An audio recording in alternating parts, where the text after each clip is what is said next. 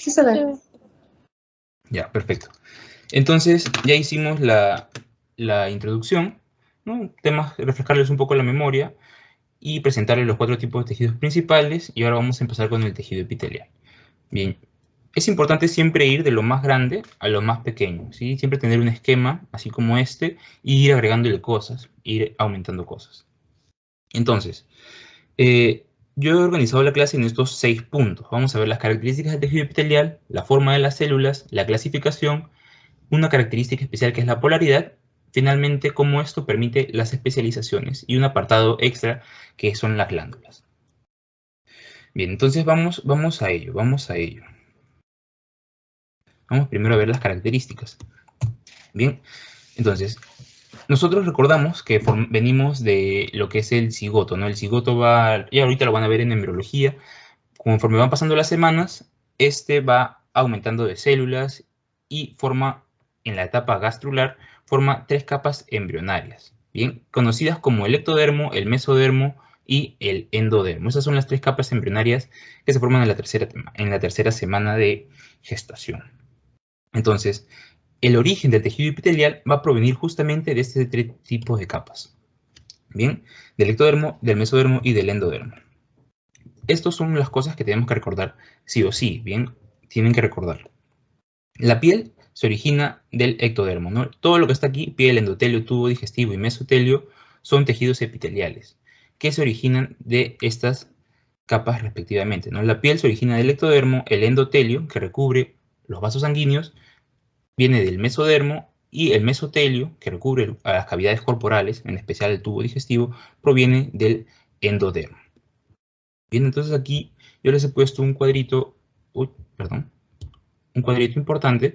Bien, veamos aquí el embrión iniciando la organogénesis y vemos que de estas 3 capas se van a originar un montón de cosas, ¿sí? Un montón de cosas, un montón de sistemas, todo prácticamente.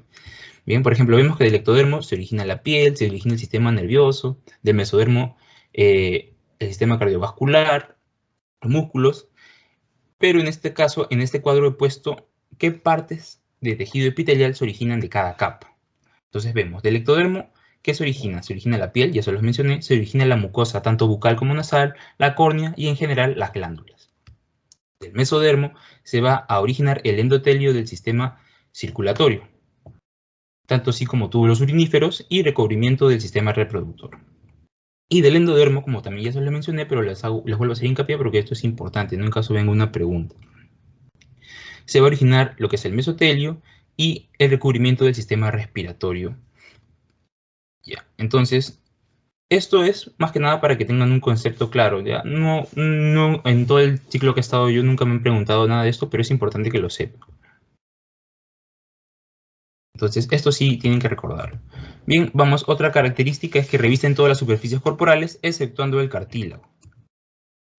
Va a estar en constante mitosis. ¿Por qué? Porque el tejido epitelial, ¿no? La piel siempre está en constante cambio, ¿no? Cuando tú te quemas y pasa un par de meses ya está normal. Entonces esto ocurre gracias a la renovación continua que se da gracias a la mitosis. Entonces el tejido epitelial está en constante mitosis.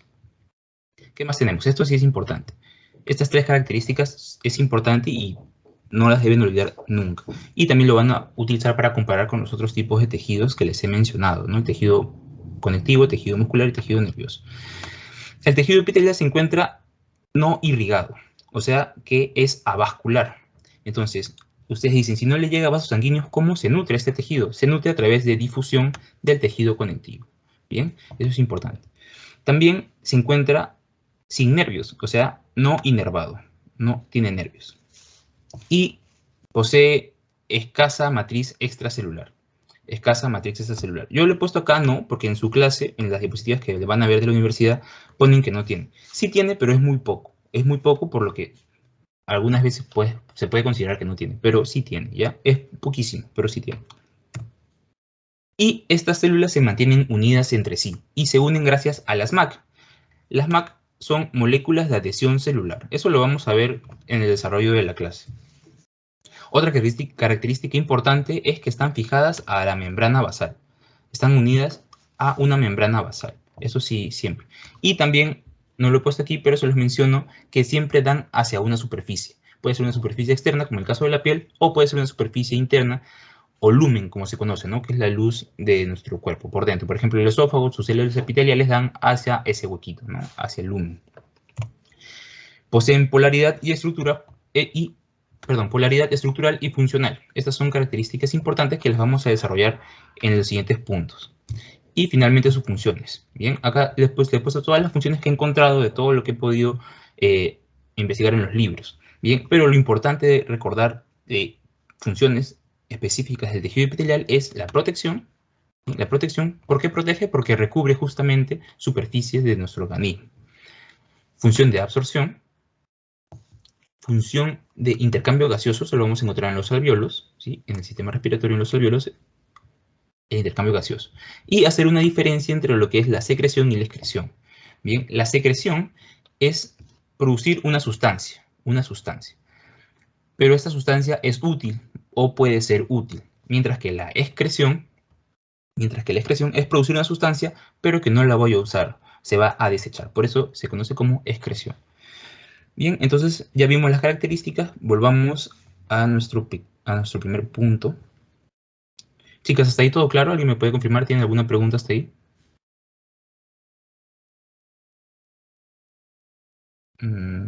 Sí, disculpe, yo tengo una pregunta. Sí, dígame.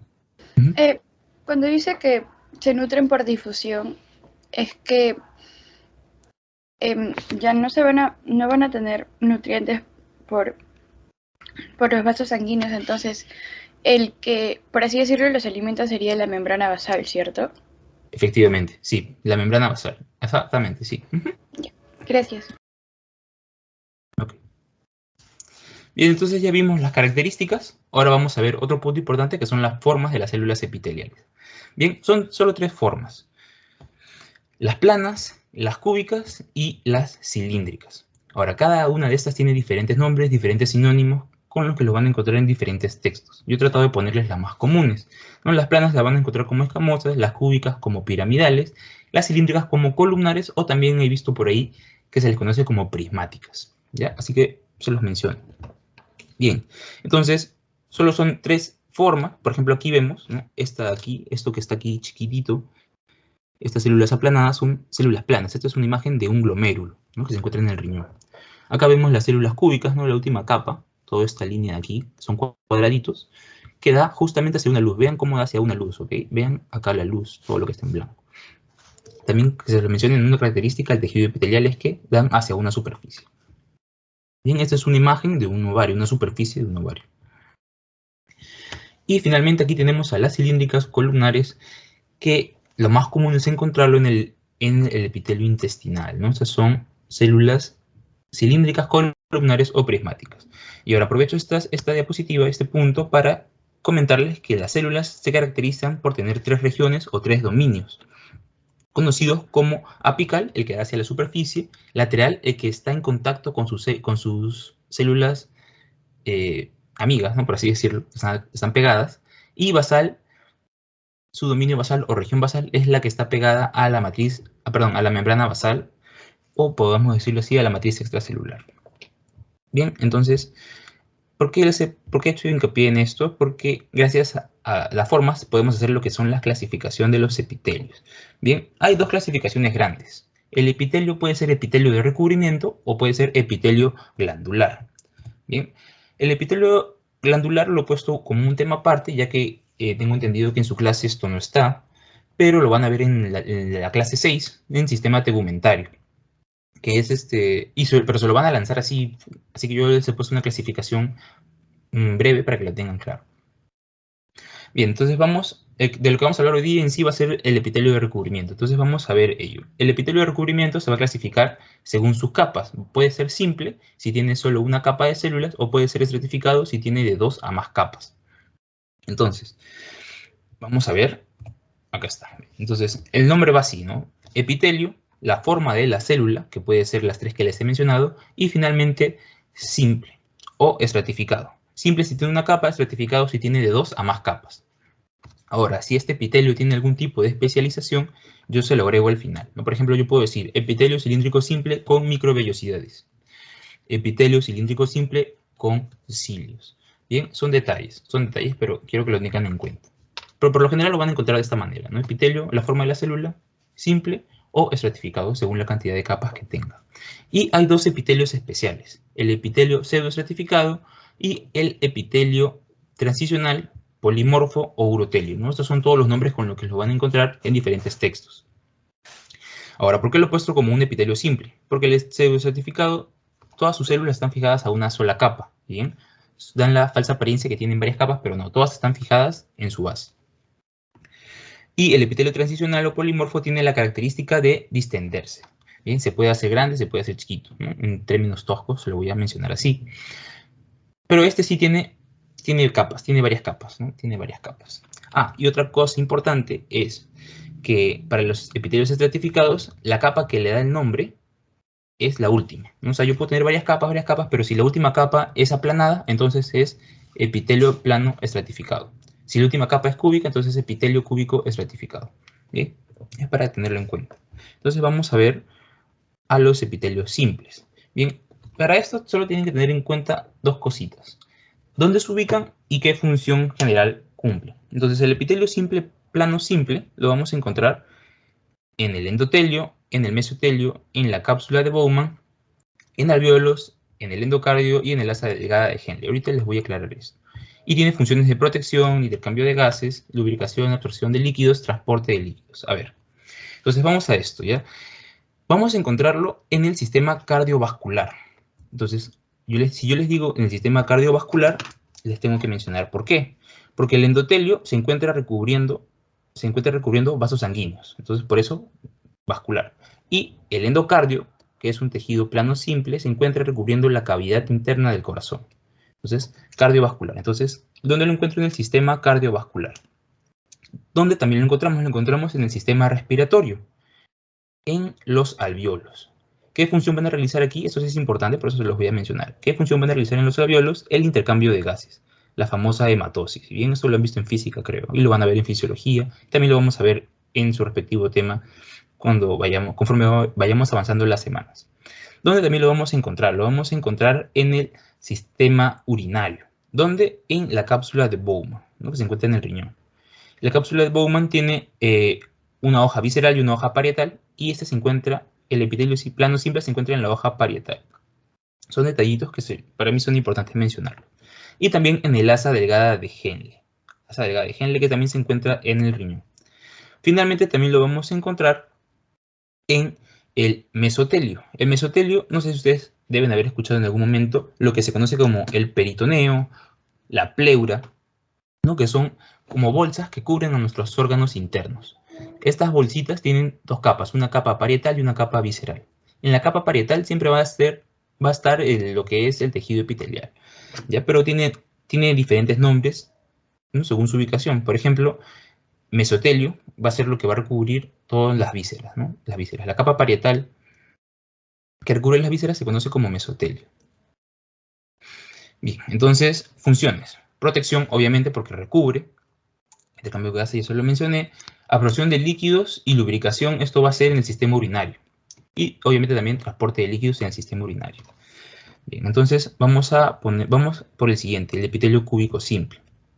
Bien, ahí les pongo sus principales ubicaciones. Lo vamos a encontrar en conductos exocrinos. Conductos exocrinos pequeños, túbulos renales, folículos de la tiroides, en superficie del ovario y en plexos coroideos, que es una estructura vascular del sistema nervioso, perdón, del cerebro, ¿no? Del sistema nervioso, está bien. Con funciones básicas, que es la absorción, la secreción y la protección. Entonces, una vez más, vamos a encontrar el epitelio cúbico simple en el sistema urinario, ¿no? En los túbulos renales. También en la tiroides, que es un órgano, podemos decir que lo podemos encontrar en el sistema endocrino. En el sistema reproductor femenino también, ¿no? En el ovario. Bien, ahora vamos al epitelio cilíndrico simple. Este sí es un poco más, siempre preguntan del epitelio cilíndrico simple, pero es fácil, porque es fácil de recordarlo, ¿no? Se va a encontrar en el sistema digestivo, recubriendo el intestino delgado, revisiendo el estómago y en general las glándulas gástricas. También la vesícula biliar, que es una glándula anexa del sistema digestivo. Y también lo vamos a encontrar en el sistema reproductor femenino, ¿no? En el endocervix y en la trompa uterina, con funciones de... Hola. Uy, ¿qué pasó? Funciones de absorción, secreción, protección y transporte.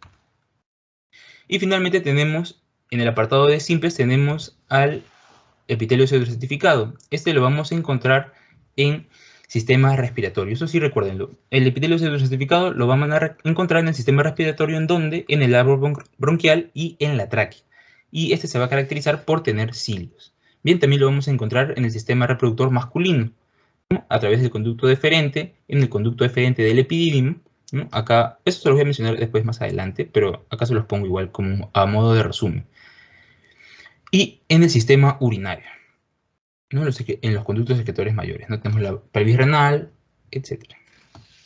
Y función de protección y lubricación. Ya acá me he equivocado, no es sensibilidad, es el polimorfo. Bien, entonces vamos ahora a lo siguiente. Acá les he puesto imágenes para que vayan recordando. Desde la cápsula de Bowman se encuentra acá el epitelio plano simple, ¿no? Estas líneas de aquí, no sé si las logran ver bien, estas celulitas de aquí son aplanadas, epitelio plano simple. Acá también encontramos en el asa de Henle, acá vean aquí, eso aquí, estas células planas, ¿no? Esos son los tubos que forman el asa de Henle. Eso es tejido epitelio plano simple. Bien, y acá está la aclaración que les hice del endotelio, ¿no? Por ejemplo, epitelio plano simple lo vamos a conocer con diferentes nombres según su ubicación. Va a ser conocido como mesotelio si se encuentra recubriendo cavidades corporales relacionadas con el tubo digestivo, ¿no? Por ejemplo, en el peritoneo, en la pleura. El endotelio va a ser solamente el que recubre a los vasos sanguíneos, tanto vasos sanguíneos como vasos linfáticos, ¿bien? Y el endocardio que recubre la parte interna del corazón. El endocardio. Bien, entonces, vamos avanzando.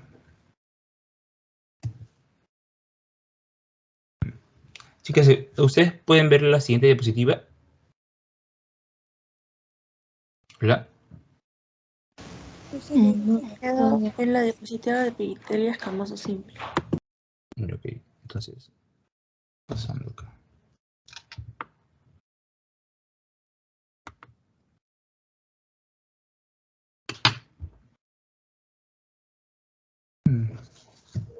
No sé qué ha pasado, chicas, se ha congelado mi pantalla.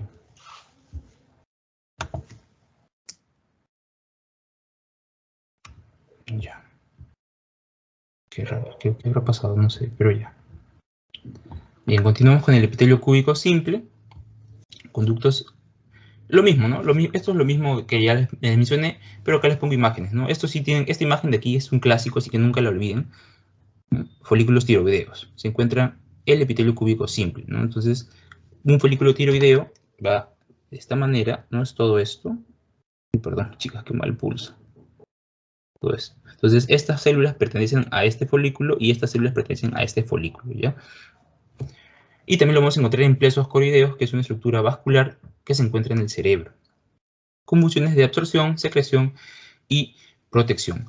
Ahora, chicas, cuando hablemos del tejido epitelial en el sistema urinario, siempre traten de asociarlo con función de secreción, ¿bien? Porque en los túbulos renales siempre hay paso de agua, ¿no? De la orina y todo ese proceso. Entonces siempre traten de relacionarlo con procesos de secreción. Y obviamente, evidentemente, la protección siempre va a estar porque siempre va a recubrir superficies, el tejido epitelial. Entonces, aquí vemos, ¿no? Otra imagen simplemente para recordárselos, la luz, y este es un epitelio cuboideo de un túbulo colector. Epitelio cilíndrico simple. Este sí, siempre lo preguntan, recuérdenlo bien, se encuentra por lo general en el sistema digestivo. Lo vamos a encontrar en el intestino delgado, ¿no? Como lo vemos aquí, con microvellosidades. Y revisiendo también al estómago, y en este recubrimiento poseen glándulas gástricas. Entonces aquí también vemos otra imagen del intestino. Vemos a las células cilíndricas simples que tienen una especialización en su parte apical. Bien, más de lo mismo, ¿sí? Mientras más repiten las cosas, más fácil es que se les quede. Y el epidelio pseudoestratificado. Bien, entonces aquí vemos, acá esta es su membrana basal, y vemos cómo parece que todas las células llegan hacia arriba, pero sin embargo todas están ancladas a un mismo punto, por lo que da la falsa apariencia de estratificación, por lo que se conoce como pseudoestratificado. Bien, y esto lo vamos a encontrar en la tráquea. Acá distensibilidad no es lubricación, sí, chicas, lubricación. Y protección, evidentemente. Y también lo vamos a encontrar en el sistema reproductor masculino, en el epidídimo. Esta es una imagen del conducto del epidídimo y vemos aquí una especialización de estas células que es estereocilios o estereovellosidades, que lo vamos a ver en unos momentos. Bien, entonces continuemos. Bien, acá tenemos otra imagen del epitelio pseudoestratificado. Este es un corte de la tráquea. Bien, vemos acá la membrana basal, vemos cómo es que tiene células basales y cómo es que da la falsa apariencia de estratificación. Ahora vamos a la clasificación de los epitelios, pero en el apartado de epitelios estratificados.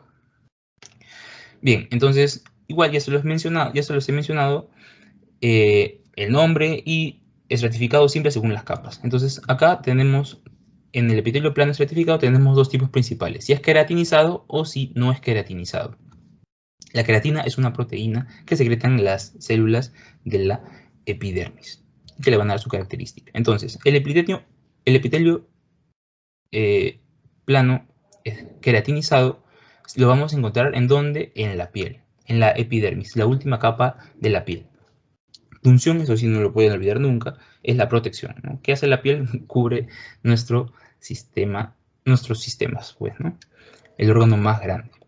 Bien. Y el epitelio plano no queratinizado lo vamos a encontrar también recubriendo superficies cerca hacia afuera, pues, ¿no? Por ejemplo, tenemos aquí a la vagina, recubre a la vagina, al esófago, a la boca y a la laringe.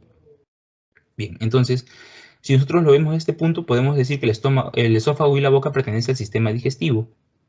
Entonces podemos decir que el epitelio plano estratificado no queratinizado lo encontramos en el sistema digestivo a través del esófago y la boca. También en el sistema respiratorio en la laringe.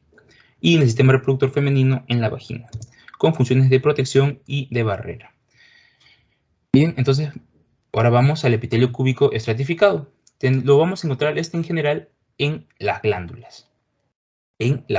Ahora, recordemos que las glándulas tienen una porción secretora y una porción conductora. Estos se van a encontrar en la porción conductora recubriendo el conducto. Bien, epitelio cúbico estratificado. Chicos, la verdad que el epitelio cúbico estratificado y cilíndrico estratificado no es muy común, pero existe, sí existe y es importante también mencionarlo.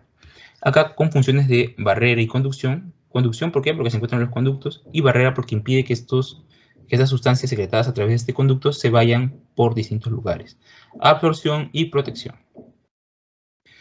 Bien, ahora vamos al epitelio cilíndrico estratificado. Lo vamos a encontrar también recubriendo conductos, pero de glándulas grandes. Glándulas que tienen conductos grandes. Estos se van a encontrar recubiertos por epitelio cilíndrico estratificado. Y algo que en un órgano sensitivo que es el ojo, en la conjuntiva ocular también vamos a encontrar epitelio cilíndrico estratificado. Función de barrera, conducción, secreción y absorción. Y finalmente tenemos al epitelio transicional o urotelio, que lo vamos a encontrar recubriendo al sistema urinario en su mayoría, ¿no? Tenemos a la vejiga, a los cálices renales, a los uréteres y a la uretra. Entonces, esto vamos a ordenarlo bonito, porque nosotros tenemos al riñón y dentro del riñón hay lo que se conoce como cálices, que reciben toda la orina que se forma, ¿no? Y lo pasan por los uréteres, se forma la uretra y finalmente llegan a la vejiga. Entonces, todo esto es el sistema urinario, ¿no? Estas son vías urinarias. Y vamos a encontrarlo ahí al epitelio transicional. Lo más común para cuando hablemos del tejido del urotelio va a ser hablar de la vejiga, ¿bien? Porque la vejiga, este tejido se encuentra en mayor proporción. Función de barrera, va a proteger como siempre y va a tener la función de distensibilidad. Se puede agrandar, se puede achicar según la cantidad de orina que se encuentra. Entonces veamos cada uno de ellos, pues, ¿no? Tenemos aquí el queratinizado, en la epidermis veamos acá todas las capas que se encuentran en la superficie de la piel. Y no queratinizado, veámoslo de esta manera. Bien, esta es la superficie, esta es su membrana basal, y estas células se caracterizan porque tienen núcleo. Acá lo que encontramos en la superficie son células, digámoslo así, muertas, bien secas. Pero acá, cuando es no queratinizado, se encuentra todavía con su núcleo.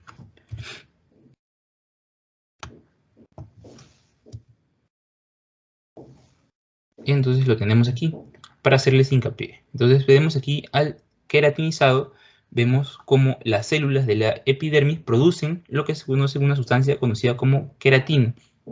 Y esa queratina se va poniendo encima de estas capas. Bien, estas capas no tienen núcleo. Cuando es queratinizado, las capas más superficiales no tienen núcleo. Bien, es la única diferencia. Y cuando es no queratinizado, sus células, las células más superiores, las que dan hacia la luz, sí tienen núcleo. Bien, eso es donde lo encontramos, en el esófago, en la vagina, ¿en qué más? ¿En qué más, chicas? A ver, ¿alguien me dice? Se me acaba de olvidar. ¿Alguien me puede decir? ¿Dónde más? Esófago. La boca. En la boca, ajá. Está bien, ya listo. Está bien, sí están atentas. Qué bueno. Bien, entonces veamos al cúbico estratificado. Bien, acá les pongo imágenes. Conductos de glándulas. En este caso he puesto imágenes de conducto de glándulas sudoríparas. Entonces vemos que esta es una glándula, acá vemos el lumen, esta luz, este blanquito es el lumen, la luz. Y vemos dos capas de epitelio cúbico estratificado. Igual aquí de la misma manera, ¿no? Vemos aquí la luz por donde pasa la sustancia y vemos aquí dos capas de células cúbicas, ¿no? Epitelio cúbico estratificado. Una vez más, si están relacionadas a los conductos, tienen función de conducción, protección y absorción. Epitelio cilíndrico estratificado. Bien, como les vuelvo a repetir, este epitelio no es muy común mencionarlo, pero lo vamos a encontrar en grandes conductos de glándulas exocrinas, también en la conjuntiva ocular. Y el epitelio polimorfo transicional, que como se los mencioné, lo vamos a encontrar en el sistema urinario, ¿ya? El sistema urinario. Con función de distensibilidad. Eso es lo más importante de recordar, función de distensibilidad. Entonces vemos aquí dos imágenes de una muestra de vejiga. Cuando la vejiga se encuentra vacía, o sea, sin orina, van a dar una apariencia de 5 a 6 capas de células. Y las más superficiales tienden a ser tienen una forma de globo. No sé si las pueden ver aquí. Tienen una forma de globito. Lo que pasa que cuando se llena de orina, la vejiga se contrae. Entonces reduce su espacio. Y se llena. Y se reduce a un grosor de 3 a 4 capas. Y las células globosas que vimos aquí se van a aplanar. Se vuelven así, se estiran, se aplanan. Las más superficiales se aplanan. Acá es una imagen un poco más para que puedan ver una vez más lo que ya les expliqué. Vemos aquí cómo cuando está vacía las células de arriba son células copuliformes, células globosas. Y al llenarse de orina vean cómo se aplanan, cómo se cumplen su función de distensibilidad. Bien. Ahora, ya les mencioné las características, la forma, ya vimos la clasificación de los epitelios. Y vamos a hablar de lo que es la polaridad. Polaridad lo relacionan con polos, ¿no? Polos, orientación. Entonces, las células epiteliales se caracterizan por poseer polaridad tanto estructural como funcional. Bien, esta definición yo le he puesto acá, la he sacado del libro. Dice que la polaridad está determinada por la distribución de proteínas y lípidos y la organización del citoesqueleto. Pero esto, a ver, no sé si ustedes en biología llevaron transporte de vesículas, cómo se crean las vesículas, cómo el aparato de Golgi secreta sustancias. Bien, esto tiene mucho que ver con eso. Pero voy a explicarles entonces. Vamos a tener dos polaridades. Polaridad estructural, que va a ser a alusión a las regiones que tiene la célula, la región superficial o apical, la región lateral y la región basal. Esa es la polaridad estructural, que hace referencia a los dominios o regiones. Dominios y regiones vienen a ser lo mismo. y la polaridad funcional, que hace referencia a la organización interna. Bien, veamos esta imagen de aquí. Vemos cómo la célula tiene, determinada por su ADN, obviamente, va a encontrar a su núcleo en una posición basal. Va a encontrar a su núcleo en una posición basal, rodeada por su retículo endoplásmico y seguida del complejo de Golgi. Y esto tiene su forma de ser. Esta forma, esta distribución que tienen estas organelas, se le conoce como polaridad funcional. Ya, entonces veámoslo aquí. Igual tenemos una célula epitelial, tenemos el núcleo basal, su retículo endoplásmico, el aparato de Golgi, y veamos cómo es que está orientada hacia cierto punto, hacia el polo apical. A esta forma que tiene y que le permite justamente cumplir su función, se le conoce como polaridad funcional. Bien, entonces ya les aclaré lo que es la polaridad estructural. Hace referencia a las regiones o dominios de la célula, que son tres: región apical, región lateral con células al costado y la región basal. Y la polaridad funcional, que hace referencia a la estructura interna de la célula que le permite su función, que por lo general es secretar sustancias. Bien, entonces esta polaridad le permite a la célula tener especializaciones, que vamos a ver a continuación, que son estas de aquí. Bien, de esto sí creo que es importante porque lo han preguntado varias veces. Bien, todavía nos queda una hora, así que vamos bien. ¿Cómo van, chicas? ¿Alguna pregunta? ¿Algo que aclarar? No sé, pueden decírmelo con confianza. ¿No? ¿Están vivas? Todo claro. ¿Todo claro? Ok. Bien, entonces vamos a las especializaciones. Igual, una vez más, yo les pongo todo un esquema y en base a esto se van llenando cositas, ¿no? Se van llenando cositas. Tenemos que las especializaciones se van a dar gracias a la polaridad y se van a repartir en los dominios o regiones, que son tres: en la región apical, en la región lateral y en la región basal. En la región apical vamos a encontrar que se encuentra expuesta hacia la luz o hacia un medio externo, ¿no? Esa es la región apical. La región lateral, que está en contacto con células epiteliales adyacentes, y la región basal, que se encuentra asociada a una lámina basal, bien, o también asociada a la matriz extracelular. Bien, entonces vamos a empezar por la región apical. Vamos a ver sus especializaciones, que son tres: las microvellosidades, los estereocilios o asterovellosidades y los cilios y flagelos. Entonces vamos a las microvellosidades. Bien, chicas, entonces acá les he puesto todo un montón de información, pero yo solo les voy a recordar lo importante. Tenemos que las microvellosidades por definición van a ser evaginaciones del citoplasma. Tenemos nuestra célula aquí y estas microvellosidades son proyecciones del citoplasma, ¿no? Proyecciones digitiformes, por ahí lo van a escuchar así. Son evaginaciones. ¿Qué tenemos que recordar de esto? Tenemos que recordar que van a poseer un núcleo. Su estructura interna va a estar formada por un núcleo de filamentos de actina. Filamentos de actina, eso tienen que recordar. ¿Qué más? Otra cosa importante de recordar es que se va a encontrar, por lo general, en la región apical del epitelio cilíndrico. Y obviamente recordar su función, que es maximizar el área de absorción, ¿no? Recordemos que el tejido epitelial cilíndrico lo vamos a encontrar por lo general en el sistema digestivo, y en el sistema digestivo se van a absorber nutrientes, ¿no? Entonces, para poder absorber la mayor cantidad de nutrientes, se requiere de microvellosidades que van a maximizar el área de absorción.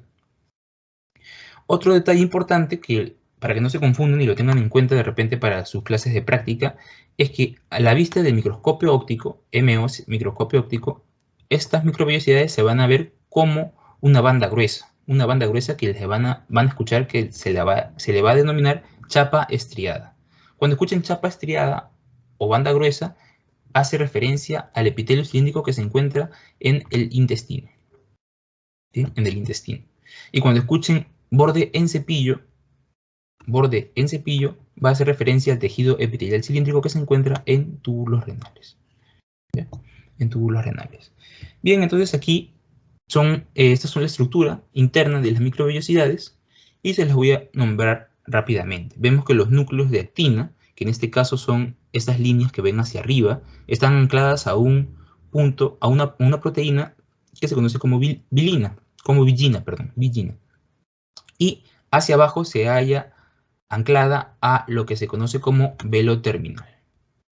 Bien, el velo terminal, que son esto este enmarañado de aquí abajo, va a poseer espectrina y miosina. La espectrina va a estabilizar la fijación de los filamentos de actina, del núcleo de las microvellosidades. Bien, y posee también acá demás proteínas también que la van a fijar a la membrana citoplasmática. Bien, van a fijar estos núcleos de actina a la membrana plasmática de las microvellosidades. Entonces aquí vemos más imágenes de las microvellosidades. ¿No? Que lo vemos al microscopio óptico, van a observar todo esto de aquí, la chapa estriada, la famosa chapa estriada, y acá con un zoom al microscopio electrónico vamos a encontrar en claro las microvellosidades, ¿no? Acá tenemos a más aumento. Entonces vemos cómo este pedacito de aquí se amplía y vemos esto de acá. Y a esto le hacen zoom y pueden ver esto de aquí.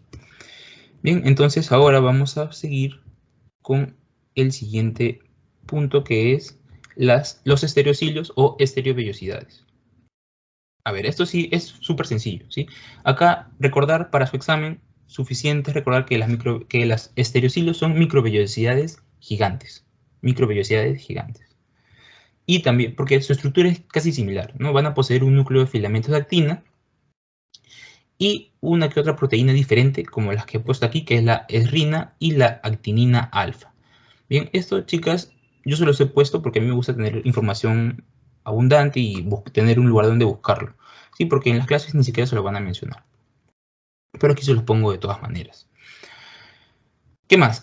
Saber dónde se encuentran ubicadas. Este sí es fácil de recordar porque lo vamos a encontrar en el sistema reproductor masculino, en el epidídimo y en el conducto deferente, y lo vamos a encontrar también en células sensoriales del oído interno. Bien, solo son dos lugares donde los vamos a encontrar, en el sistema reproductor masculino y en el oído, ¿no? Es un órgano sensorial.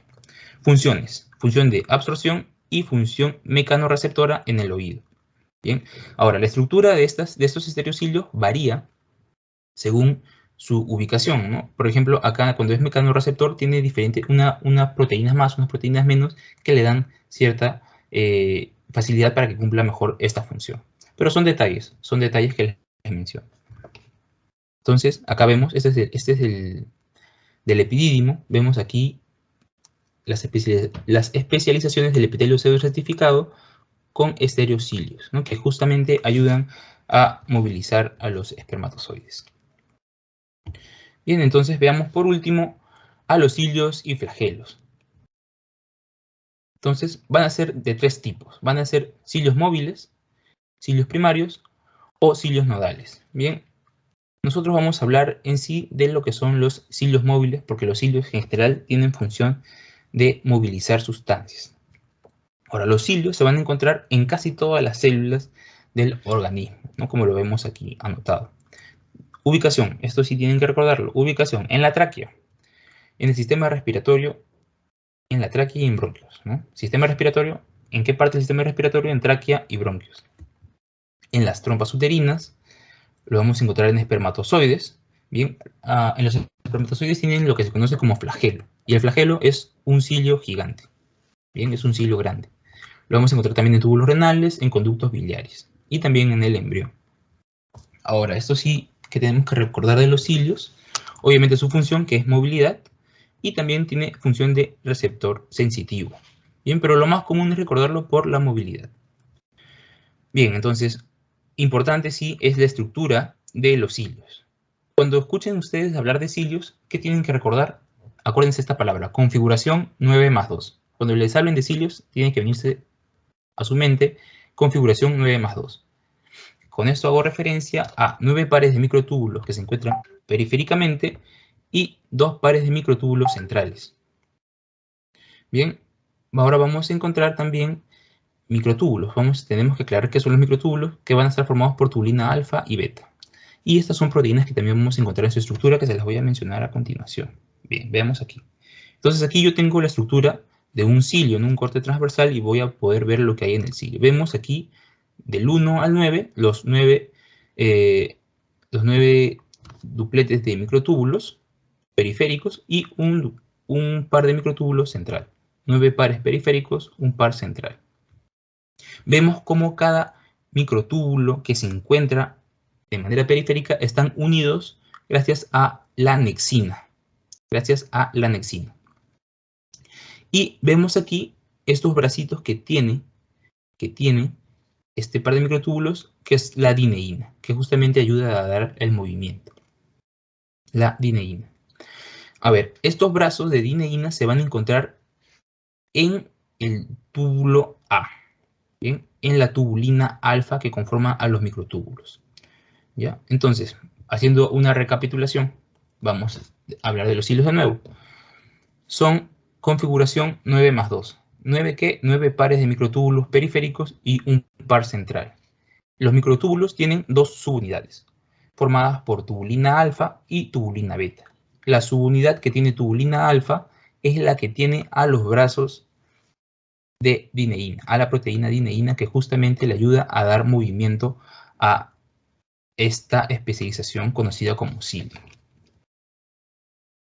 Y esto se los he puesto como agregando información, que el cuerpo basal, ven acá la microvellosidad, vemos aquí la región apical, y el cilio va a estar originado por el cuerpo basal, que es un centriolo modificado y tiene 9 tripletes de microtúbulos periféricos que vemos aquí.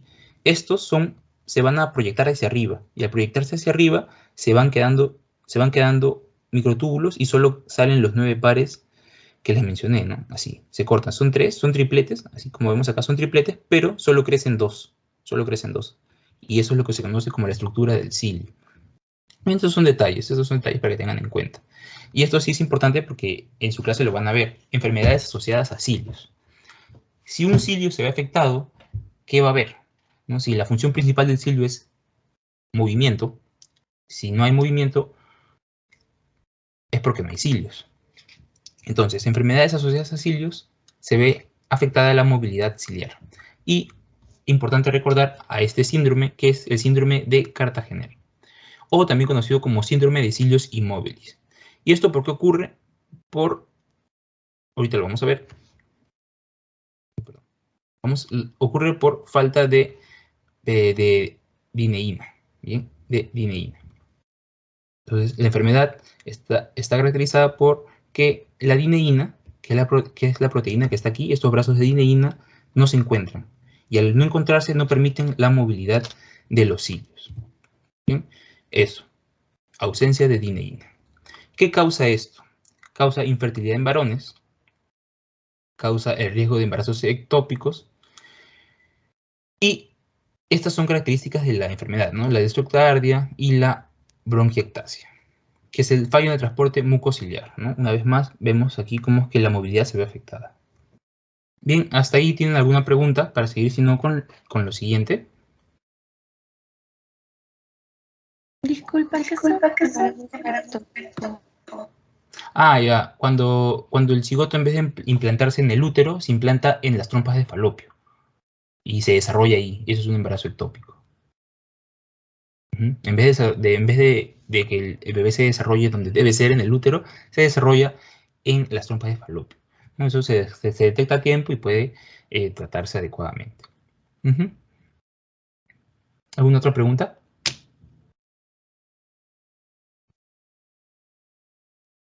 ¿No? Bueno, entonces yo continúo. Bien, entonces ya vimos la región apical, espero que haya quedado claro. Chicas, si tienen alguna pregunta, es la oportunidad de hacerla. No, ya. Entonces, ahora veamos la región lateral. Para la región lateral, que es justamente la región que está en contacto con células adyacentes, y este tema sí es importante porque las preguntas del parcial vienen varias de estas. Bien, así que vamos a tratar de hacerlo bien. Entonces, la región lateral está en contacto con células adyacentes. Y hay dos cosas importantes, que son las moléculas de adhesión celular, que son las MAC, y los complejos de unión celular. Las moléculas de adhesión celular van a permitir el contacto entre células. Entonces, las MAC permiten el contacto entre células, pero un contacto no es suficiente. Entonces, ahí vienen a participar los complejos de unión celular, que van a ser los componentes estructurales que van a constituir la barrera, o sea, la unión en sí, y van a estabilizar la unión que dan estas moléculas de adhesión. Bien, entonces vamos a ver rápidamente las moléculas de adhesión. Hay de dos tipos, las dependientes de calcio y las que no dependen de calcio. Las dependientes de calcio tenemos dos importantes que tienen que recordar, a las caderinas y a las selectinas. Las caderinas y las selectinas. Entonces, tenemos aquí que las caderinas son moléculas de adhesión celular transmembrana. Bien, hay varios tipos que los vamos a encontrar en diferentes lugares, ¿no? Por ejemplo, tenemos la E-caderina, que es la más estudiada, que la vamos a encontrar en las células epiteliales. La N-caderina, que la vamos a encontrar en el sistema nervioso, ¿no? N de neural. Y las P-caderinas, que la vamos a encontrar en la placenta. Entonces, si dependen de calcio, para poder realizar esta unión, al no haber calcio, ¿qué va a pasar? No se van a poder juntar, entonces hay una disociación. Necesitan calcio para poder unirse. Función o relación de su función.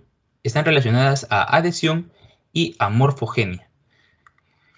Este apartado hace referencia a la metástasis. Metástasis es la proliferación de células tumorales. ¿Qué más? Allá. Realiza interacciones homotípicas. Bien, esto sí, a mí me confundía mucho este tema, pues yo se los quiero aclarar un poquito, ¿sí? Bien, acá vemos interacciones homotípicas va a ser cuando se unan a moléculas iguales. ¿Ya? Acá lo ponen como transhomofílicas, interacción transhomofílica. ¿Ya? Es lo mismo. Entonces acá tenemos un dímero homofílico. ¿Por qué? Porque son moléculas iguales que van a actuar en conjunto y se van a unir con otras moléculas iguales de la otra célula y van a crear lo que se conoce como la interacción transhomofílica. ¿Ya? ¿Qué más? Ah, ya. Esto es importante. Las regiones laterales, en la región lateral, lo que quieren generar es que los citoesqueletos de las células epiteliales se junten. Y para que estas se junten, tienen que anclar sus citoesqueletos. Pero ¿qué pasa? Que las caderinas, que justamente forman un punto de unión, no se anclan directamente a la actina, que es parte del citoesqueleto de la célula. Entonces, para eso necesita interaccionar con la catenina. Bien, entonces la caderina nunca se va a acoplar directamente a la actina, sino que necesita de la catenina. Y la catenina tiene diferentes subunidades, ¿no? Subunidad alfa, subunidad beta. Lo vamos a ver en un ratito. Bien, entonces ya hablamos de las caderinas, moléculas de adhesión celular dependientes de calcio, y veamos otras que son las selectinas. Estas tenemos que recordarlas porque se pueden unir a carbohidratos y van a participar en el reconocimiento de neutrófilo endotelial, ¿no? Van a participar en procesos inflamatorios, ayudando a la migración de los linfocitos. A ver, estos son detalles, pero se los voy a mencionar. Posee dominios extracelulares, uno que reconoce carbohidratos y otro que es para el crecimiento epitelial. Y repeticiones de consenso corto. Bien, esas son formalidades, ¿sí? Formalidades porque nunca les van a preguntar de eso. Tipos. Hay también según su ubicación. Pueden ser L-selectinas si se encuentran en los linfocitos, pueden ser E-selectinas si se encuentran en células epiteliales y pueden ser P-selectinas si se encuentran en las plaquetas. ¿Bien? Entonces acá tenemos una imagen, vemos el CRD, que es el dominio que reconoce carbohidratos. Acá las repeticiones de consenso corto. Y vemos aquí que tiene su unión para recibir calcio porque dependen de calcio. Para que se puedan adherir y para que puedan cumplir su función necesitan de calcio, igual que las caderinas. Bien. ¿Hasta ahí alguna pregunta?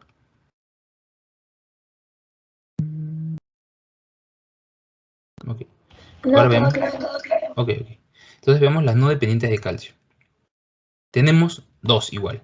Tenemos la superfamilia de las inmunoglobulinas y las integrinas.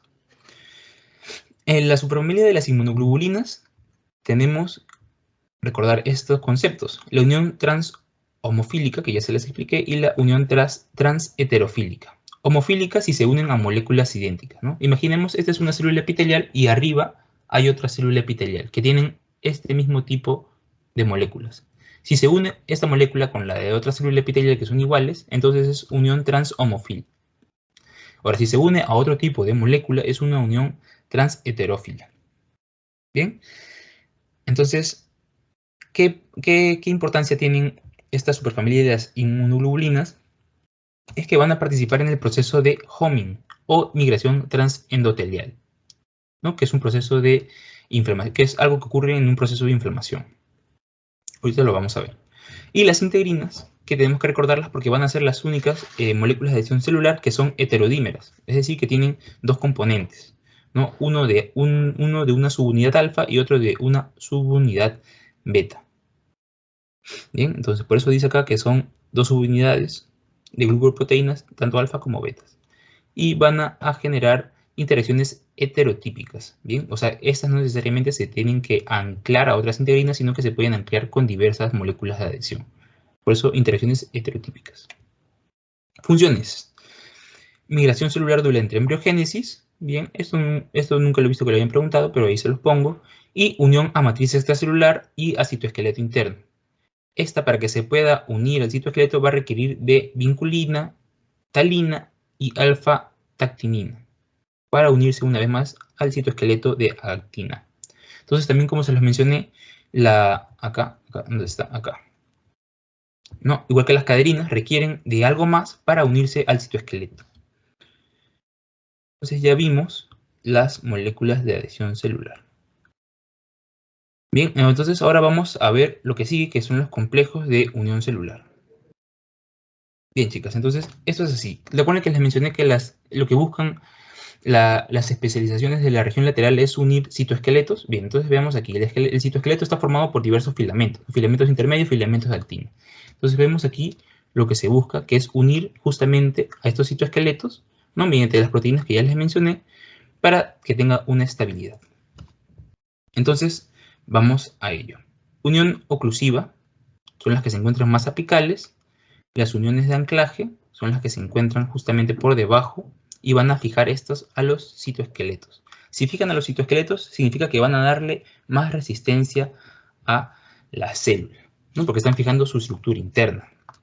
Entonces, las uniones intercelulares de anclaje son las que van a brindar mayor fijación, las que participan en los procesos de adherencia. Y finalmente tenemos las uniones formadoras de canales, ¿no? Las uniones comunicantes. Uniones comunicantes. Bien, entonces, volvamos aquí, se los voy a explicar nuevamente. Complejos de unión celular son tres tipos: uniones ocluyentes, uniones adherentes y uniones comunicantes. Son tres. A ver, yo les he puesto aquí sus sinónimos porque los van a encontrar con varios nombres en diversos textos también y para que no se confunda. ¿Ya? Yo me acuerdo que me hice todo un mundo con esto, pero bueno, he tratado de ponérselos bonito. Entonces, tenemos uniones ocluyentes que también las pueden encontrar como uniones oclusivas o también las pueden encontrar como uniones estrechas. O también tenemos las uniones adherentes, o también conocidas como uniones anclantes, o también conocidas como uniones de fijación. Y bueno, tenemos las últimas, que son las uniones comunicantes o de hendidura. Bien, entonces vamos a lo primero, uniones ocluyentes oclusivas. Bien, entonces recordar acá la función que tienen estas uniones, que va a ser formar una barrera impermeable. Bien, entonces si a ustedes alguna vez les preguntan o viene en su examen una pregunta de que ha habido filtración y el paciente tiene dolor porque está entrando muchas cosas a sus tejidos subyacentes, el tejido epitelial, es porque estas uniones no están cumpliendo su función de barrera. Si no cumple su función de barrera, todo el líquido que se encuentra en su superficie puede pasar y obviamente va a generar un malestar en el paciente.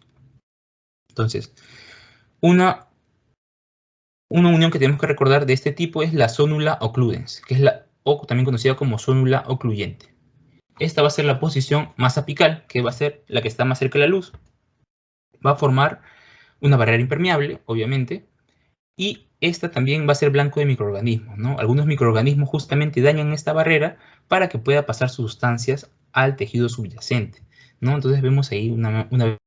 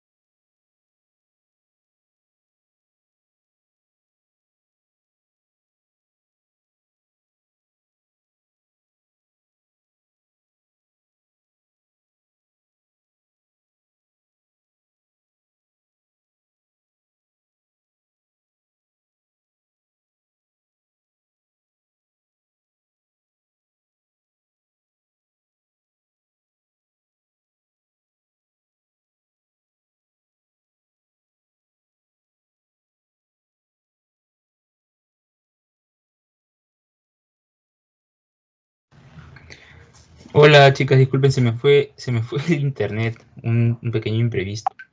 ¿Me escuchan? ¿Me escuchan? ¿Alguien me puede confirmar? Sí, se le escucha. Sí se Sí, ya. escucha. Ok. Entonces, ¿dónde me quedé? ¿Alguien me podría recordar? En la zona Cludens. Ok. Una pregunta, chicas, ¿está bien todo claro? ¿Sí? ¿Alguna sugerencia, algo para poder continuar? ¿O todo bien?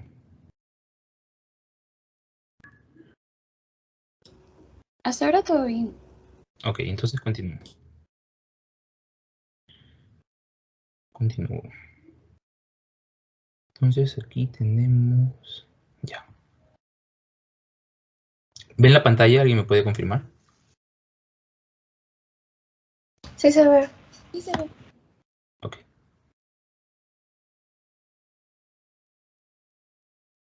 Ok, entonces continuemos, ¿ya? Me quedé aquí y les iba a hablar justamente de que va a regular, las uninucleoides va a regular el paso de agua e iones entre células adyacentes. Bien, van a haber dos vías de transporte de moléculas, que va a ser la vía paracelular y la vía transcelular. Bien, la vía paracelular es la que regula, es por donde pasan sustancias que circulan fuera de la célula, ¿no? Que es justamente lo que va a regular las uninucleoides, el paso de la vía paracelular. Y la vía transcelular son las sustancias que circulan a través de la célula, ¿no? Entran a la célula. Entonces, aquí se los pongo. Vamos a recordar una vez más. Entonces tenemos aquí a las vías, ¿no? La vía paracelular, moléculas que pasan por fuera de la célula, y vía transcelular, que pasan por dentro de la célula. ¿Qué regula las uniones estrechas o las uninucleoides? La vía paracelular.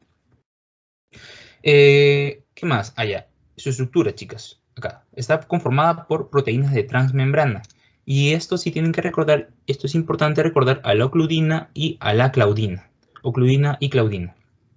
La ocludina se va a encargar de mantener la barrera, bien, va a fortalecer la barrera, y la claudina va a formar conductos acuosos que van a comunicar a las células. Bien, existen otras proteínas como las YAM, las nectinas, y también las proteínas de Zonula occludens. Estas proteínas ayudan justamente a fijarse a los filamentos de actina. Esa es la función de las proteínas de Zonula occludens. Ya, pero recordar, sí, esto tienen que recordar las proteínas transmembranas, ocludina y claudina, y obviamente su función principal, que es la función de barrera. Entonces continuemos. Ya les expliqué esto. Acá pueden tomarle una captura de pantalla, ¿no? Para que simplemente puedan luego revisarlo, ¿no? Pero en sí lo que les he dicho es lo importante y lo que tienen que recordar, y que va a ser suficiente. Continuemos entonces. Acá vemos la zona, la luz, y vemos aquí las uniones estrechas, ¿no? La zona occludens, que es la que está más cerca, la más apical, ¿no? Acá vemos una imagen de criofractura a microscopio electrónico, ¿no? Estas líneas están formadas por justamente las ocludinas, las uninucleoides, todo lo que hemos visto. Bien, eso se ve a microscopio electrónico. Bien, entonces, volvamos aquí. Ya vimos las uniones ocluyentes oclusivas estrechas. ¿Alguien me puede decir si tiene alguna duda de esto, sino para aclarárselo ahorita?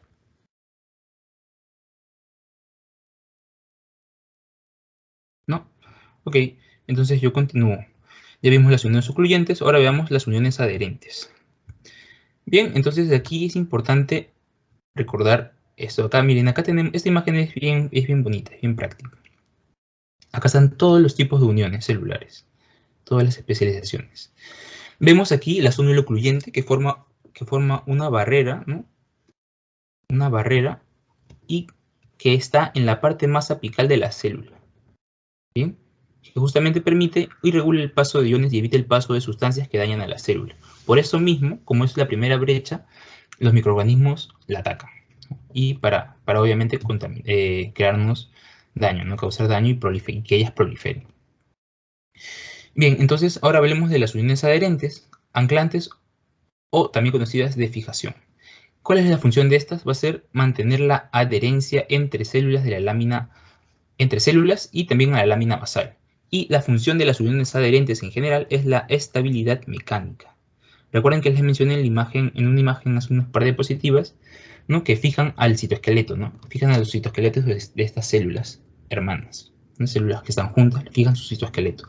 Por lo tanto, da estabilidad mecánica y son las más importantes para que se mantengan unidas. De estabilidad mecánica. Entonces, hay de dos tipos, ¿no? Las que interactúan con filamentos de actina y las que interactúan con filamentos intermedios. Estos filamentos intermedios usualmente son de citoqueratina o queratina, ¿no? Parte del citoesqueleto de las células. Entonces, para las uniones adherentes referidas a la región lateral, vamos a hablar de lo que es la zónula adherente o zónula adherens y de la mácula adherente o también conocida como desmosoma. Bien, desmosoma. ¿Por qué? Porque como vemos aquí, a las adhesiones focales y a los hemidesmosomas los vamos a encontrar en la región basal. Sin embargo, estas son uniones adherentes, ¿no? Son uniones adherentes. ¿Por qué hago esta excepción? Porque yo he puesto a las uniones adherentes como especialización de la región lateral. Pero ahorita les estoy aclarando que también vamos a encontrar uniones adherentes en la región basal.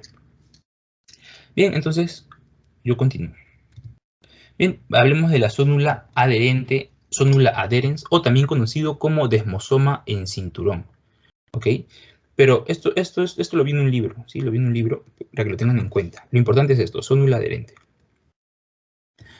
Entonces, bien, ¿cuál es la función principal? ¿Cuál es la función principal de las uniones adherentes? Es brindar resistencia al estrés mecánico. Resistencia al estrés mecánico. Y obviamente fijar el citoesqueleto de actina a la membrana plasmática. Porque si yo la fijo a la membrana plasmática, voy a fijarla a esas moléculas y en presencia de calcio se va a unir a su molécula hermana que también está fijando al citoesqueleto, en este caso a los filamentos de actina del citoesqueleto, la va a poder fijar y van a poder unirse, ¿no? Van a poder mantenerse estables. Entonces, otra cosa importante recordar de la zónula adherente es la configuración en forma de banda continua. Por eso acá se llama desmosoma en cinturón, ¿no? Y justamente también su ubicación va a estar debajo de la zónula ocludens. Miren aquí. Entonces tenemos aquí la zónula ocluyente, una barrera, y justamente debajo tenemos en forma de barrera a la zónula adherente. Bien, forma de barrera, mírenlo ahí, clarito. Zónula de barrera, lo amarillito. Bien, forma de barrera. Estructura. También tiene proteínas transmembranas. Y acá tenemos que recalcar a la caderina E. Caderina E, que es un tipo de caderina, ¿no? Que se encuentra en células epiteliales y de las que ya les he hablado. Y que dependen de calcio. Si no hay calcio, no se pueden unir. Si hay calcio, se unen y brindan resistencia al estrés mecánico. Ahora, recuerden que les mencioné que la caderina, para unirse a los filamentos de actina, necesita de algo más. ¿Qué es lo que necesita? Necesita de catenina. Catenina alfa y catenina beta. Y juntos, estos dos, la caderina con la catenina, forman lo que se conoce como complejo caderina E y catenina. Complejo caderina, catenina. ¿Bien? Y si alguna vez les preguntan, nunca han preguntado, pero si les preguntan, ¿para qué sirve este complejo? Sirve para fijar a la unión al citoesqueleto. Para fijar el citoesqueleto, específicamente filamentos de actina, a la membrana plasmática. Bien.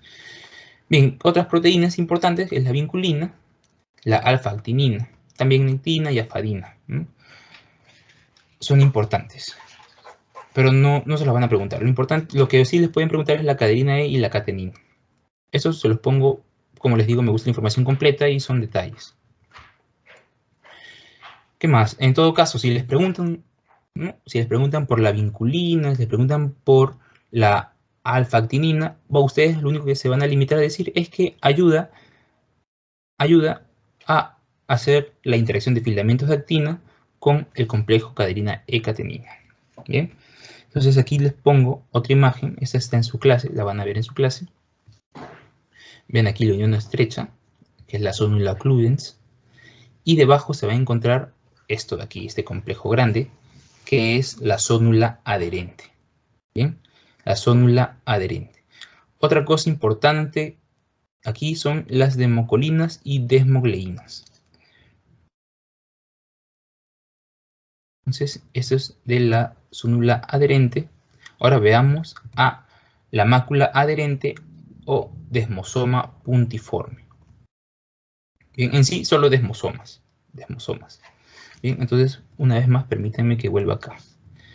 Entonces tenemos acá la zonula adherente, que es una unión adherente, es la zonula adherente. La encontramos en forma de barrera y justo debajo de la zonula occludens. Pero tenemos otro tipo de unión adherente que van a ser los desmosomas, o también conocidos como mácula adherente, que si lo vemos por acá, ¿dónde está? Son puntitos. Son puntitos, acá están, ¿ven? Esos de aquí. Son puntitos. Todos esos amarillos son puntitos. Estos son los que le van a dar más resistencia. Son los que se van a encargar de que se mantenga la adherencia entre células. ¿Bien? ¿Por qué? Porque dense cuenta que están repartidas casi en todas las zonas laterales y espaciadas, ¿no? Entonces crea más uniones, más estabilidad. Entonces, vuelvo al asunto. Hablemos de los desmosomas. Entonces vamos a sus funciones principales, sus características principales, que va a mantener una adherencia. Adherencia fuerte mantiene adherencia. Y esta, a diferencia de la zonula adherens, va a adherirse a filamentos intermedios. En este caso van a ser filamentos de queratina, que forman parte del citoesqueleto de las células. No, acá para recordarles que no es continua, sino que tiene forma de puntos. Y al tener forma de puntos se encuentra espaciada. Y al encontrarse espaciada, facilita la unión, ¿no? Van a haber más de estas, entonces como van a haber más de estas, va a facilitar la unión de los citoesqueletos de células adyacentes. Entonces acá veamos su estructura. De su estructura que tenemos que recordar dos cosas importantes. Lo que se conoce como placa de adhesión del desmosoma y lo que se conoce como glucoproteínas transmembranas, que van a depender de calcio. Entonces, la placa de adhesión es la que se va a fijar a los filamentos intermedios, ¿no? A los filamentos intermedios. ¿Con qué? Con proteínas conocidas como filoplaquinas, desmoplaquinas y placoglobinas. Bien, estas proteínas forman la placa de adhesión del desmosoma, que la podemos ver aquí, ¿no? Acá. Esta placa, ven eso amarillo, es la placa. Y esta placa presenta filoplaquinas, desmoplaquinas y placoglobinas. Ahora sí, viene el segundo componente de la estructura de los desmosomas, que son las glucoproteínas transmembrana, que dependen de calcio. En este caso tenemos a las desmogleínas y a las desmocolinas. Desmogleínas y desmocolinas. Estas se van a unir a la placa. Y van a interactuar entre ellas para mantener las placas de células adyacentes unidas. ¿Ok? Entonces dense cuenta, la placa que hace fija al citoesqueleto a la membrana celular y la desmogleína y la desmocolina se une a esta placa que tiene unida al filamento intermedio y la va a unir con la célula vecina. ¿Ok? Entonces aquí ponemos que ya son detalles. Y otra sí, esto es importante, se enlazan a moléculas adyacentes idénticas en presencia de calcio.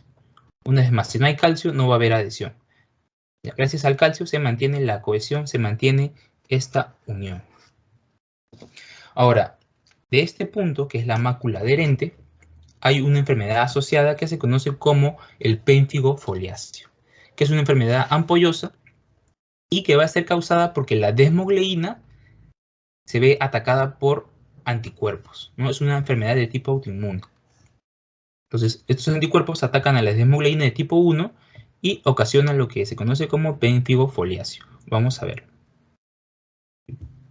Acá está. Esta imagen se la van a poner en su clase y vemos aquí al pénfigo foliáceo. ¿Qué pasa?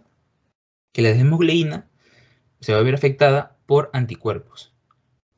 Vemos acá como un anticuerpo ataca justamente a la desmogleína, entonces se desprende. se desprende. No va a haber unión, no va a haber adherencia entre células epiteliales y se desprende y se forman lo que son los pénfigos foliáceos. Bien. Ahora, entonces, continuemos con las uniones comunicantes.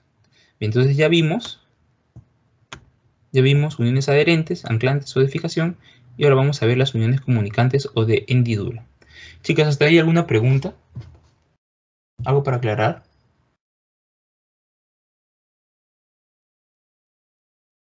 Disculpe, ¿a las uniones adherentes se les llama desmosomas o hemidesmosomas? Eso ya lo expliqué, pero te lo vuelvo a decir, mira. Estas son las uniones adherentes. Hay cuatro tipos de uniones adherentes. Las que se encuentran en la región lateral, solo en la región lateral, son las que se unen tanto a filamentos de actina como a filamentos intermedios. La zónula adherente es la que se une a filamentos de actina. ¿Ya? Zónula adherente. También conocida como desmosoma en cinturón, perdón. ¿Ya? Pero lo más común va a ser zónula adherente. Y la mácula adherente es conocida como desmosoma. Y esta se va a encontrar repartida alrededor de toda la región lateral. ¿Bien? No sé si eso respondió tu duda, si no, para volverte a explicar, no hay problema. Sí, me quedó claro, muchas gracias. ¿Sí? El hemidesmosoma lo vamos a encontrar en la región basal, ¿sí? Así que no te vayas a confundir. Lo vamos a ver así en un ratito. Ya. Desmosoma o mácula adherente en región lateral. Ya, entonces vamos a las uniones comunicantes. Esto es un poco más bonito, más sencillo, ¿no? Todo lo sencillo es bonito. Bien, entonces, ¿qué son las uniones comunicantes? Son conjuntos de conductos transmembrana que forman poros. Y va a permitir el intercambio directo de iones, ¿no? Moléculas reguladoras, metabolitos pequeños. Esto tiene importancia en células que tienen actividad coordinada, como por ejemplo el músculo cardíaco, ¿no? Que recibe una señal eléctrica y necesita pasarla rápidamente a sus demás células para que pueda contraerse el músculo.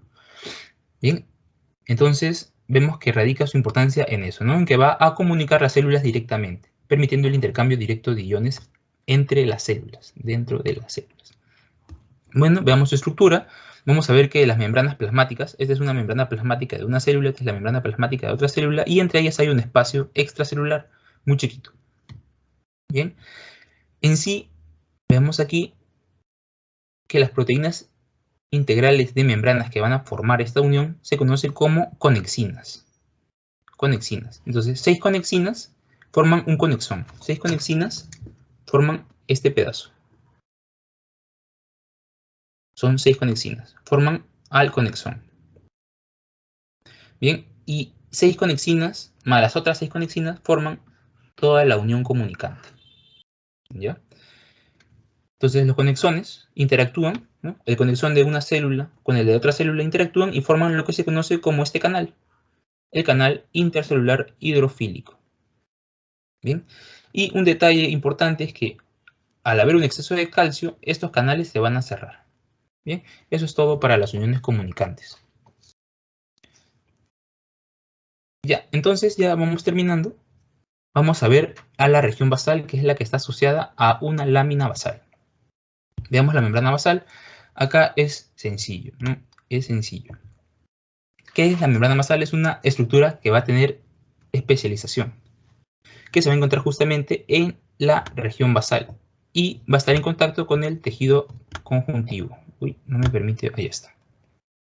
Entonces vemos acá, tenemos a la célula epitelial y tenemos aquí a la membrana basal.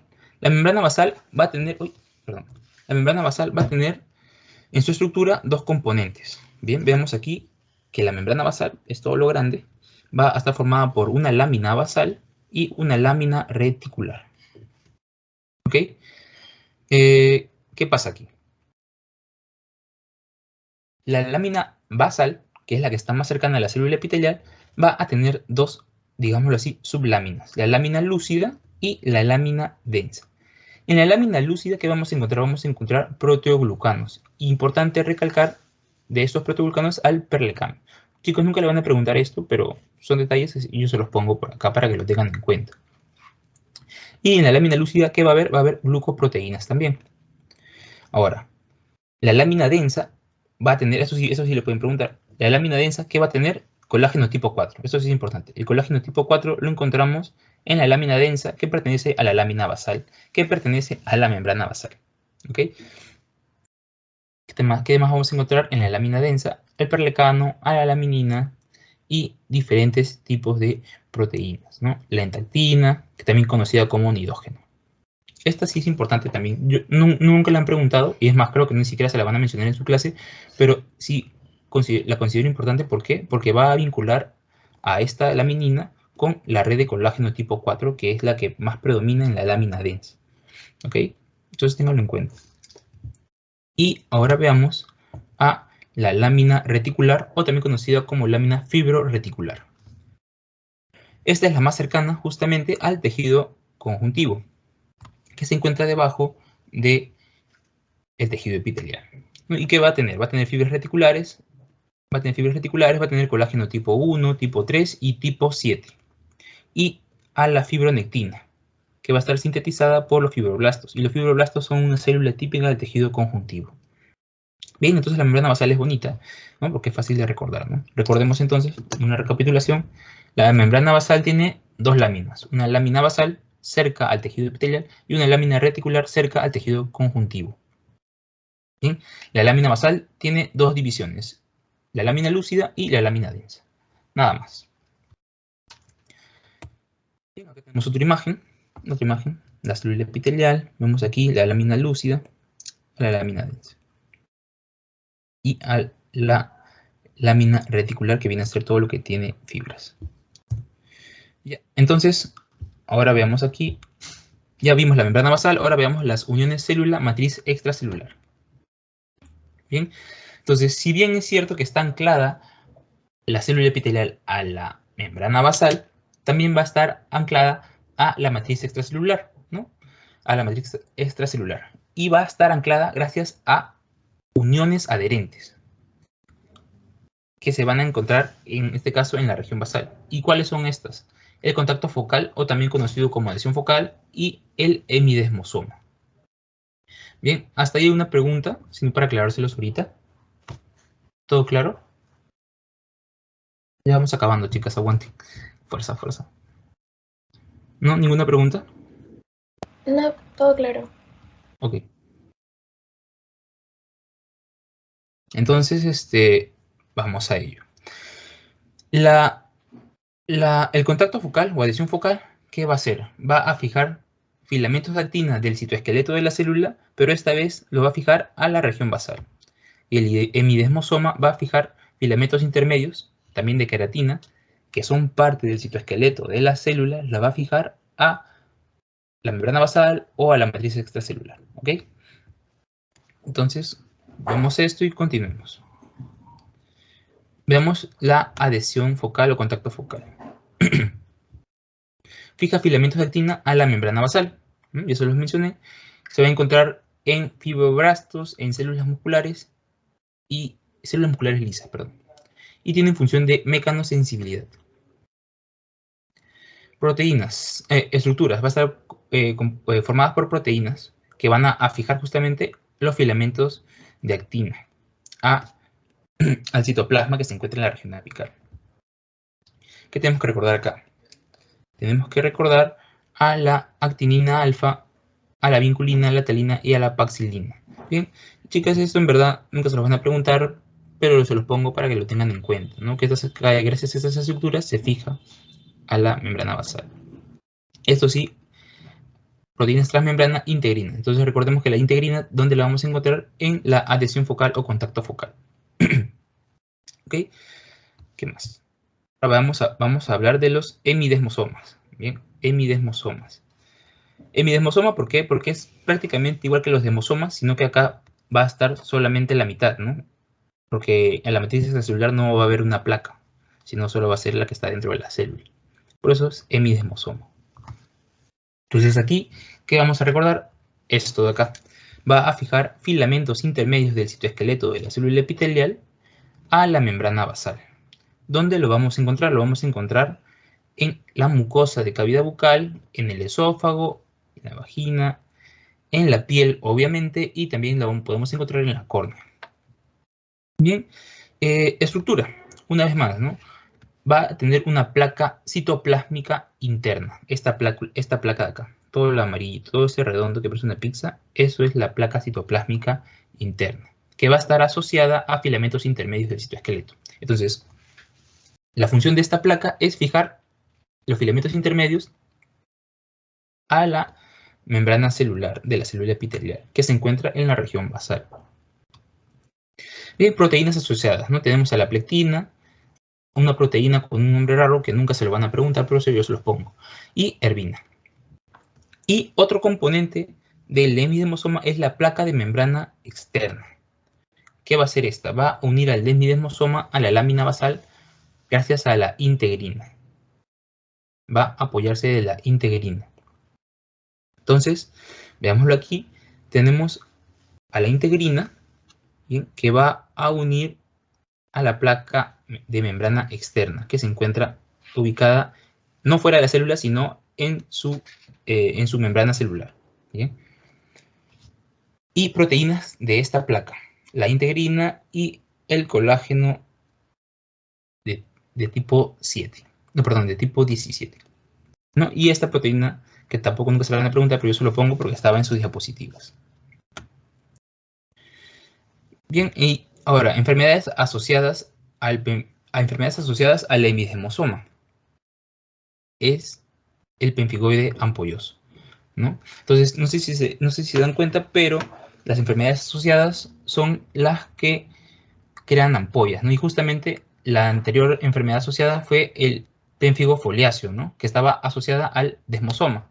Y ahora con el hemidesmosoma que tenemos al pemfigoide ampolloso. Vamos a ver qué pasa con el pemfigoide ampolloso. Va a ser una enfermedad igual de tipo autoinmunitaria, pero esta va a jalar toda la epidermis, la va a levantar. Toda la epidermis se va a levantar, porque justamente la desprende, si afecta a los hemidesmosomas, y los hemidesmosomas fijan las células epiteliales a la membrana basal, se va a levantar toda la superficie, ¿verdad? A diferencia del pénfigo foliáceo, que solo ocurre en capas superficiales, ¿no? El pemfigoide ampolloso va a levantar toda la estructura. ¿Por qué? Porque afecta a los hemidesmosomas. Y si afecta a los hemidesmosomas, entonces se va a separar las células epiteliales de la membrana basal. Se va a levantar. Bien, recordar que es causada también por anticuerpos, ¿no? Es una enfermedad autoinmunitaria. Bien, entonces, ¿dónde estamos? Bien, y veamos el último punto, ¿no? Ya vimos entonces membrana basal, unión de célula matriz extracelular, y veamos ahora el último punto, que es los repliegues de membrana celular. Va a ser una modificación morfológica del dominio basal, que va a tener evaginaciones profundas. Nosotros tenemos en la región basal, va a estar fijada a la membrana basal. Pero en este caso, ¿qué va a pasar? Que se va a formar como invaginaciones, pues, ¿no? Como digitaciones, pero hacia adentro. Hacia adentro. Como vemos aquí. A ver, vamos a marcarlo con esto. Entonces, esta es la membrana basal. Y vamos a ver que se va a meter, se va a poner así, hacia adentro. Esos son repliegues de membrana celular. Y eso lo realiza con el fin de mejorar la capacidad que tienen de transportar líquidos, ¿no? Por eso vamos a encontrar en células del túbulo renal, ¿no? En el sistema urinario, túbulo renal, en glándulas salivales, en conductos de glándulas salivales. Y va a realizar transporte activo de iones, ¿no? Con gasto de ATP. Entonces, como va a haber bastante actividad metabólica en este tipo de repliegues, significa que va a haber una mayor cantidad de mitocondrias acumuladas en esta zona, ¿no? Cerca de la membrana basal. Bien, entonces, chicas, hemos culminado. Bien. Ya está. ¿Alguna pregunta? ¿Alguna pregunta antes de cerrar la presentación? Disculpa, Sí. los PPTs que nos presentas, ¿se nos van a compartir? Claro, yo se los puedo mandar por el grupo de WhatsApp. No, se los mando para que ustedes los tengan y puedan estudiar de eso si quieren. No sé.